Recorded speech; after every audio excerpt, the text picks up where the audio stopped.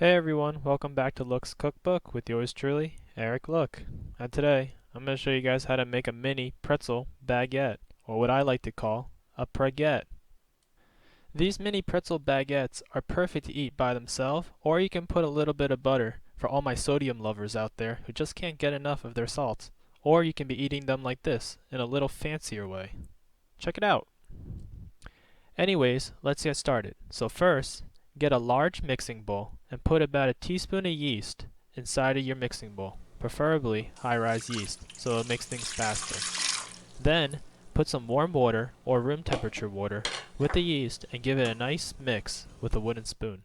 Once you're done giving it a nice mix, add some sugar and some salt into your yeast and water mixture and then give it another good stir until everything's dissolved, or at least it looks dissolved. Now it's time to unload all of your flour into the water mixture, and when I mean by unloading all of your flour, I mean unload it all, because you're putting a lot into the warm water. Look at the rich, creamy, white flour in the warm water. Just look at it. And just to clarify, of course I'm talking about the all-purpose flour. What else would I be referring to? But anyways, once you have all your flour in your water, grab your wooden spoon and give it a nice mix. At first, you're going to think, boy, this is too thick. But just stay persistent and keep mixing, and mixing, and mixing.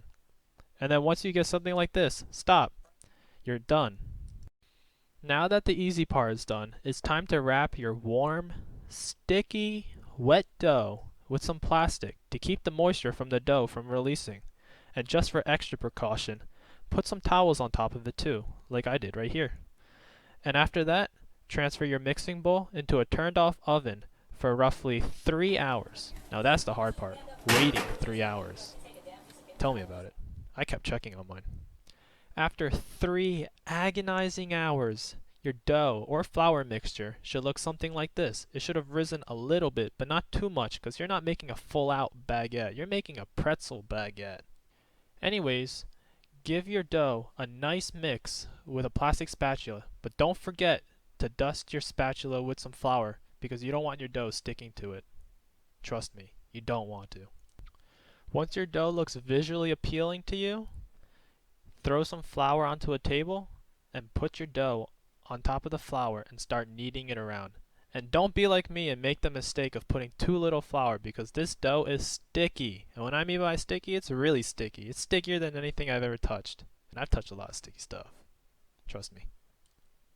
But if you so happen to be like me, just keep adding flour or ask someone in your house to start pouring flour on top of the dough until it starts being workable and you're able to actually start kneading it. And once you're done kneading it, you'll know that when your arms feel like they're about to fall off. Because once your arms feel like about to fall off, your dough should be done. Now that your dough is finally done, break it up into 4 somewhat evenly pieces. It doesn't have to be completely even because, honestly, it's the inconsistencies that makes this perfect. Once you've broken your dough into 4 somewhat even pieces, grab one of your chunks and start rolling it out. Start rolling it out like a hot dog, or sausage, or anything of that matter, or whatever you're thinking, until it looks something like this. And now do it for the other 3 pieces, until all 4 of them are somewhat the same sizes. Now grab a scissor and start cutting some scores into your dough to give it that trademark look that a baguette has. And don't forget to push down the tips that you create when you start cutting the dough to give it that nice professional look. But if you don't have any friends and you just want to have that chunky booty like me, then you don't have to worry about it and just eat all 4 by itself, not mattering how it looks. Now that you're done making your mini pretzel baguettes emo, it's time to put them into the oven. And make sure your oven's at a 550 degree Fahrenheit temperature. That's right, 550. That high. For only 5 minutes. And after 5 minutes, you're going to take them out, put some butter on it, sprinkle some salt if you want to, for all my sodium lovers out there.